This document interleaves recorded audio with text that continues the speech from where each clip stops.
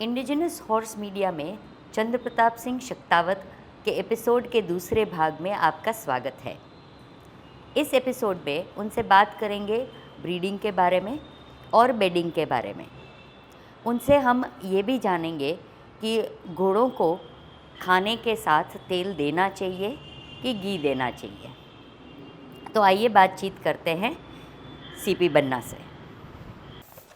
आज जो बड़े स्टड फार्म्स हैं वहाँ पे हर कोई ओनर ब्रीडिंग के ऊपर कंसंट्रेट कर रहा है। तो उनके लिए ब्रीडिंग से रिलेटेड कोई टिप्स आप देना चाहेंगे?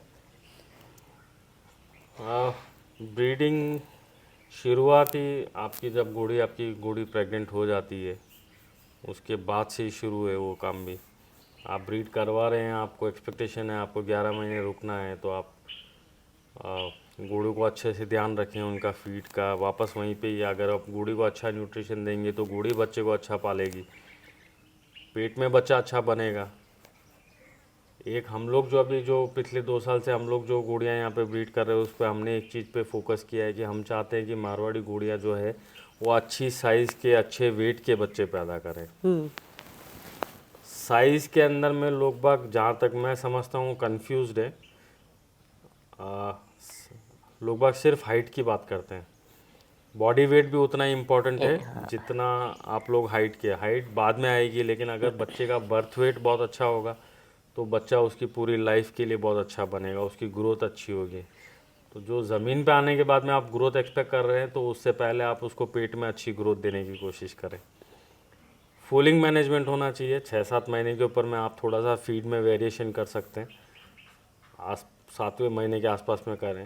नॉर्मली हम लोग चेंजेस नहीं करते, लेकिन काफ़ी लोगों का ये मानना है कि 7वें महीने पे वो लोग करते हैं। तो अब धीरे धीरे लोग बाग चेंज हो रहे हैं इन चीज़ों पे भी। हम एक ही जैसा फीड रखते हैं, चेंज नहीं करते हैं। चाहे घोड़ी खाली रहे चाहे वो प्रेग्नेंट रहे, उनको थ्रू आउट द ईयर हम लोग सेम मेंटेन करते हैं। अगर हमारी घोड़ी कंसीव भी नहीं करती है तो भी हम उसके फीड में ज़्यादा वेरिएशन नहीं करते हैं। क्योंकि फिर अगर आगे मुझे उसको ब्रीड करना है तो फिर उसको मैं कंडीशन पिकअप करके लेके आऊँ, फिर उसको ब्रीड करूँ, फिर वो उसका बच्चा अच्छा आए। तो जहाँ घोड़ियाँ कमज़ोर बच्चे दे रही है तो वहाँ पे मेरे हिसाब से मैं सोचता हूँ कि उसके अंदर में घोड़ियों की लोग बाग घोड़ियों को दोष दे देते हैं, वो ठीक नहीं है। वो दोष पहले खुद के ऊपर लेना चाहिए और फीडिंग मैनेजमेंट होना चाहिए। उसके बाद में जब आपका फोलिंग का टाइम आ रहा है तो वो टाइम पे आपको खास ध्यान रखना चाहिए। घोड़ी की साफ़ सफाई होनी चाहिए अच्छे से। फोलिंग कोशिश करें कि अभी काफ़ी न्यूबॉर्न फॉल्स के अंदर में बीमारियां आती है, तो आप अच्छा हाइजीन एरिया करें। आप घोड़ियों को अच्छे, या तो आप एक फूलिंग एरिया बना लें, उसके अंदर में घोड़ियों की फूलिंग कराएं। फूलिंग होने के बाद में घोड़ी बच्चे को शिफ्ट कर लें आप उस एरिया की, वापस अच्छे से सैनिटाइज करें, उसको आप खुला छोड़ दें, रेस्ट दे दें। वापस कोई दूसरी फूलिंग हो तो उस एरिया में एक ही जगह पे फूलिंग्स कराते रहें। हम लोग नॉर्मली अपना चावल वाला जो स्ट्रॉ आता है, चावल का घास, वो यूज़ करते हैं बेडिंग में। लोग बाग सैंड पे, इंडिजिनस के अंदर में मिट्टी पे ज़्यादा करने की कोशिश करते हैं।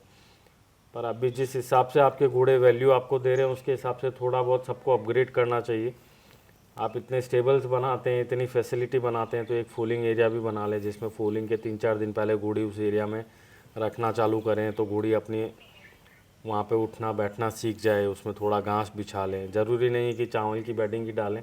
हर एरिया में कुछ ना कुछ चीज़ अवेलेबल ही रहती है जिसके ऊपर फूलिंग्स करवाई जा सकती है, ताकि वो बाद में वो तबेला साफ़ हो जाए, वो सारा कचरा उठ के आपके फार्म के बाहर चला जाए।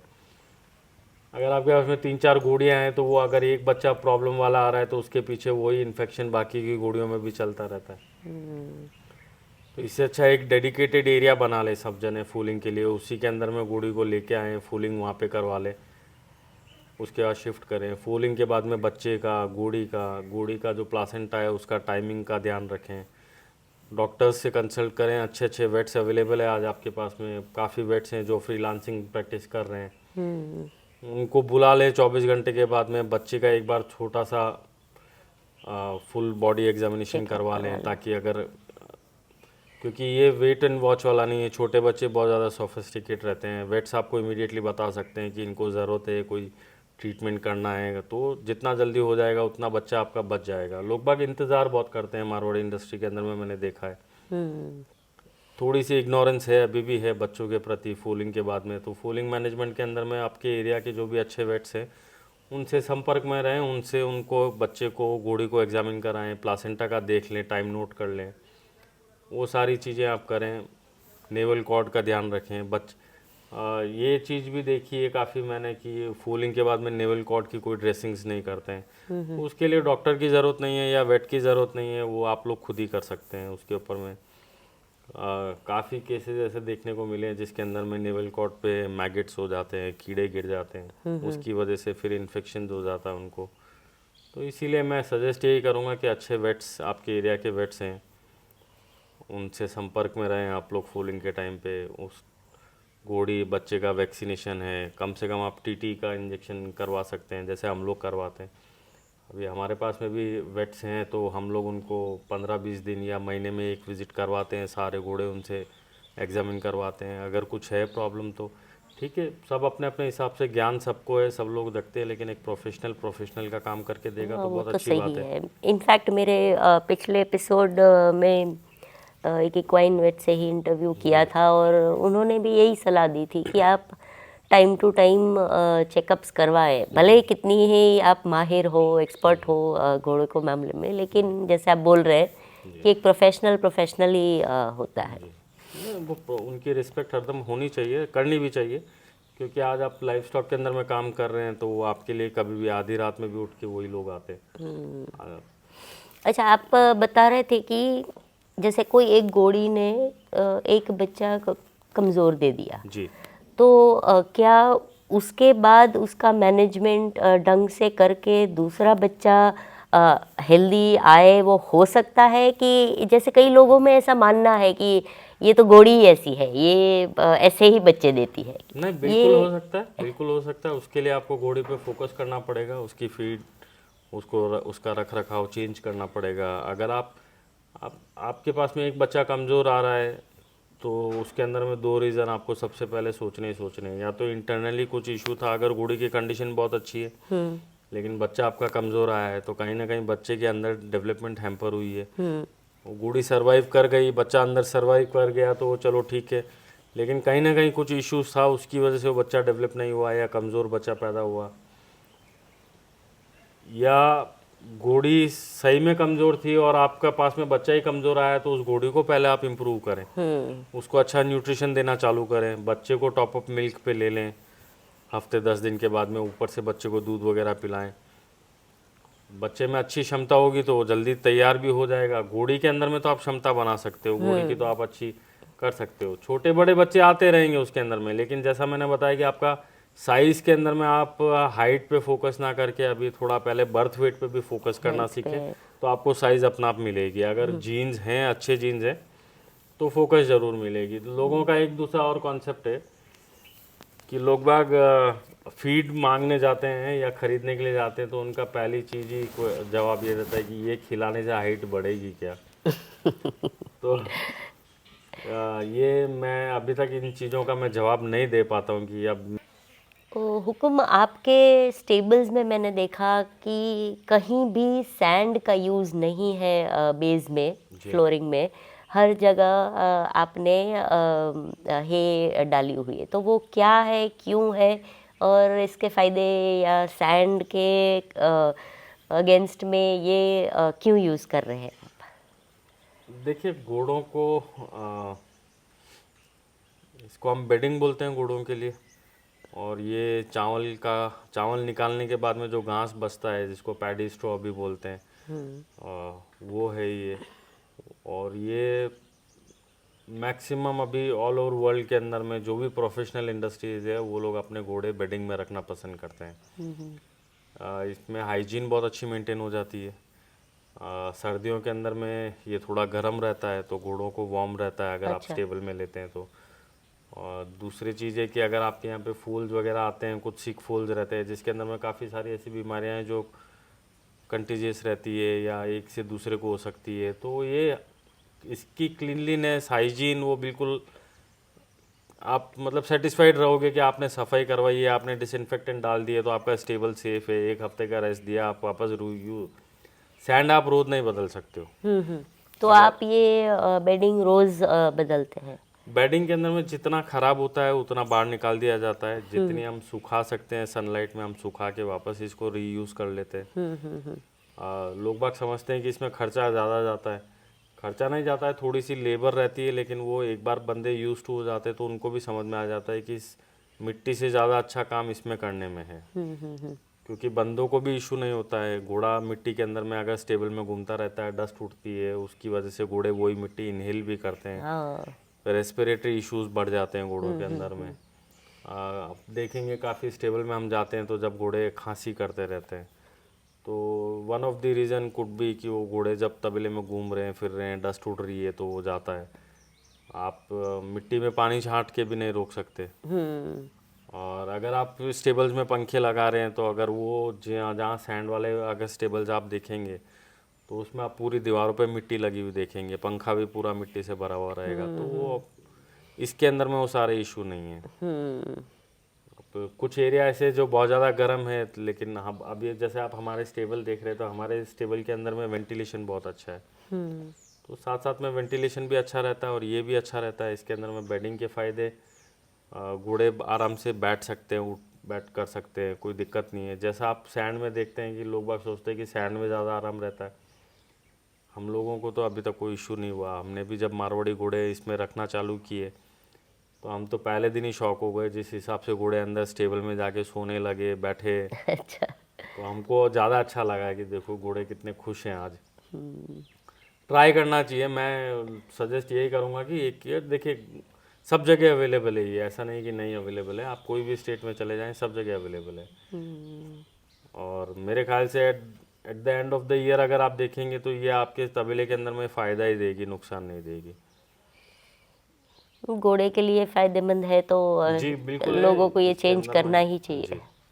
घोड़े के लिए फ़ायदेमंद है। कुछ लोग सोचते हैं कि इसको खाने से कॉलिक हो जाता है, घोड़े इसको ज़्यादा खाते नहीं है, 1-2 स्ट्रॉ कभी कभार निबलिंग करते हैं, कोई दिक्कत नहीं है, घास ही है, उसका कोई नुकसान नहीं है और उससे कोई फ़र्क नहीं पड़ता है। थोड़ा देर निबलिंग करते हैं फिर वो समझ जाते हैं कि ये खाई नहीं जाती, क्योंकि वो चबाते नहीं है, वो वापस निकाल देते हैं उसको, गोल गोल घुमा के मुंह में चबा के वापस फेंक देते हैं। बहुत कम घोड़े खाते हैं जो पूरा खा लेते हैं इस चीज़ को।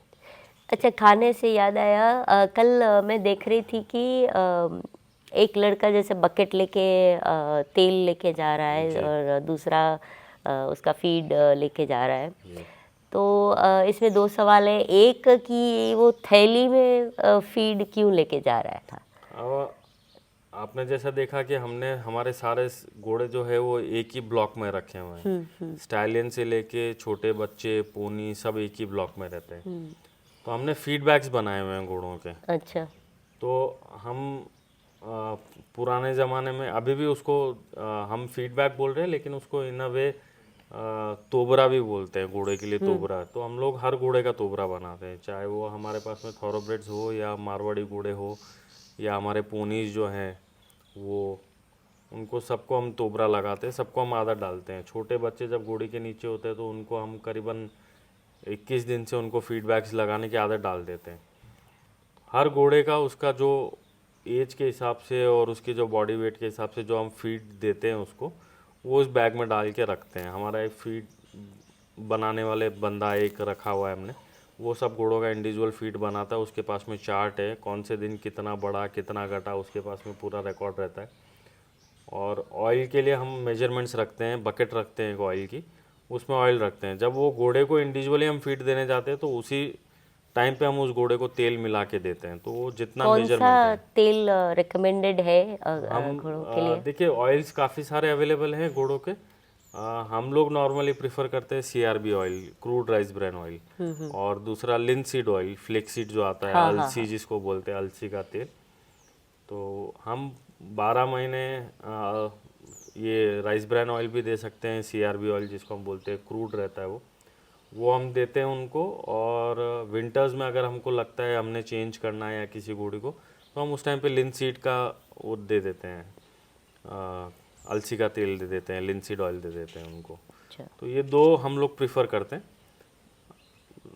लोग बाग काफ़ी सरसों का तेल खिलाते हैं। हाँ सुना है, सरसों का तेल भी देते हैं लोग। हमारा एक्सपीरियंस इनके साथ में अच्छा है। दूसरा फिर कॉर्न ऑयल से बहुत अच्छा एक्सपीरियंस है हमारा। मकई का जो तेल आता है, मक्के का तेल, हाँ हाँ। वो भी अच्छा है घोड़ों के लिए। उसका भी हमारा एक्सपीरियंस बहुत अच्छा है। उसमें भी घोड़े काफ़ी बदल जाते हैं, जल्दी बदल जाते हैं, तैयार भी अच्छे होते हैं। अच्छा, क्वांटिटी तेल की बच्चों के लिए, एडल्ट सॉरी स्टैलियन के लिए, मेयर्स के लिए अलग अलग रहती है? सब घोड़ों की एज के हिसाब से, उनके बॉडी वेट के हिसाब से अलग अलग है, या फिर हमने तैयार कैसा करना है उसके हिसाब से। क्योंकि फीड भी है, ऑयल भी जा रहा है, फिर हम कभी उनको बीच बीच में हम लोग एक प्रोडक्ट और यूज़ करते हैं जिसको हम लिनसीड पैलेट्स बोलते हैं, वो यूज़ कर लेते हैं। तो हम लोग उसके हिसाब से उसको प्लस माइनस करते रहते हैं। अगर हम जैसा फ्लेक्सीड पैलेट से हम यूज़ कर रहे हैं तो हम थोड़ा सा ऑयल का क्वांटिटी कम कर लेते हैं, उसको ऐड कर लेते ऑयल हैं। देते क्यों है? क्या फायदा क्या है उसका? घी भी देते हैं? हाँ, अब देखिए, मेरे हिसाब से तो घी खिलाने से अच्छा आप ऑयल खिला लें आज की तारीख में। पहले घी देते थे क्योंकि जहाँ घोड़े थे वहाँ पे सबके पास में गायें बहुत होती थी। अधिकतर राजस्थान, गुजरात वाले आज भी घी खिलाना ज़्यादा पसंद करते हैं घोड़ों को। पंजाब में घी खिलाना ज़्यादा पसंद करते हैं क्योंकि वहाँ पे गोधन बहुत ज़्यादा था, गायें बहुत थी लोगों के पास में, दुधारू पशु ज़्यादा थे, तो दूध बहुतायत में होता था, तो दूध भी पिलाते थे और घी मक्खन भी खिलाते थे घोड़ों को। तो आज की तारीख में घी अगर आप खिलाओगे तो 1 महीना 1.5 महीना खिला लोगे, तो कम से कम उतनी कीमत में आप पूरा महीना तेल खिला सकते हो। 12 महीने चाहो तो 12 महीने खिला सकते हो। नहीं, लेकिन देते क्यों है? कुछ देने की डाइजेस्टिव रीज़न है, सिस्टम के लिए? डाइजेस्टिव सिस्टम में तो एनर्जी है ये। ठीक है। ठीक है, अगर आपका घोड़ा बहुत ज़्यादा एनर्जी वेस्ट करता है तो वो उसको इंस्टेंट एनर्जी भी मिलती है, फैट बेस्ड है उसका। और दूसरी चीज़ है, उनकी गट थोड़ी स्मूथ रहती है। डाइजेशन के अंदर में तो कुछ फ़ायदा नहीं है, लेकिन हाँ वो थोड़ा सा उनको गट इजी रहता है ऑयल देने से। तो कई लोगों का मानना तो ये है। एनर्जी की अगर आप बात कर रहे हैं तो जो कई ऐसे फार्म्स हैं जहाँ पे घोड़ों को ज़्यादा एक्सरसाइज या काम नहीं लेते हैं जी। उनसे, वो स्टेबल के अंदर ही बंधे पड़े हैं, कुछ फ़ोटो खिंचवानी है तो बाहर निकाला फिर अंदर डाल दिया, तो ऐसे घोड़ों को आप रेकमेंड करते हैं क्या? तेल देना चाहिए, नहीं देना चाहिए? अगर देखिए, ये आपकी ज़रूरत है, घोड़े की ज़रूरत पे डिपेंड करता है, आपको क्या खिलाना है, आपका घोड़ा कैसा दिख रहा है, आप उस पर डिसाइड करें। अगर ज़रूरत नहीं है तो मुझे नहीं लगता कि देना चाहिए। अगर घोड़े की डिमांड है, घोड़े को लग रहा है आपको कि देना चाहिए, थोड़ा सा घोड़ा अच्छा दिखना चाहिए, तो देना चाहिए। जैसे आपने हमारे पास में देखा कि हमारे घोड़े भी हम लोग काम नहीं देते हैं, घोड़ियों को, ब्रीडिंग एनिमल्स को हम लोग वर्क नहीं देते, छोटे बच्चों को हम काम नहीं देते हैं।